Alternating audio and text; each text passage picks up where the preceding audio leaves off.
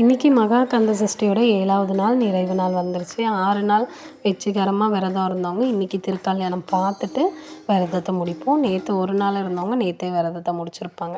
நானும் இன்றைக்கி டே 5:30க்கெலாம் ஸ்டார்ட் ஆனதுனால காலையில் எழுந்து குளிச்சுட்டு பசங்களையும் ஸ்கூலுக்கு அனுப்பிட்டு ஹஸ்பண்ட் வேலைக்கு போகிறதுக்கு முன்னாடி நான் காலையில் சாமியும் சிம்பிளாக கும்பிட்டு முடிச்சிட்டேன்.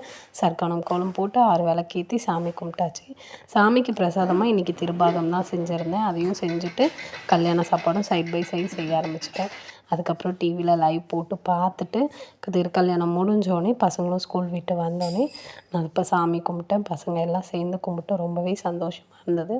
சாமி கும்பிட்டு முடிச்சுட்டு சாமிக்கு படையலை போட்டுட்டு அதுக்கப்புறம் சாப்பிட்டோம். சாப்பிடும்போது இந்த 6 டேஸ் கழித்து சாப்பிட்ணும் அப்படின்னும்போது ரொம்ப ஆர்வமாக இருந்தது சாப்பிட்றதுக்கு. ஆனால் சக்கரை பொங்கல் சாப்பிடும்போது மட்டும் தொண்டை நல்லா இருந்தது. அதுக்கப்புறம் சாப்பாடு சாப்பிடும்போது லைட்டாக தொண்டை எரியிற மாதிரி ஒரு ஃபீல். சரி, ஓகே, 6 டேஸ் சாப்பிடாதனால அப்படி இருக்குது அப்படின்ட்டு நல்லபடியாக விரதத்தை நிறைவு செஞ்சாச்சு. வெற்றிவேல் முருகனுக்கு அரோகரா.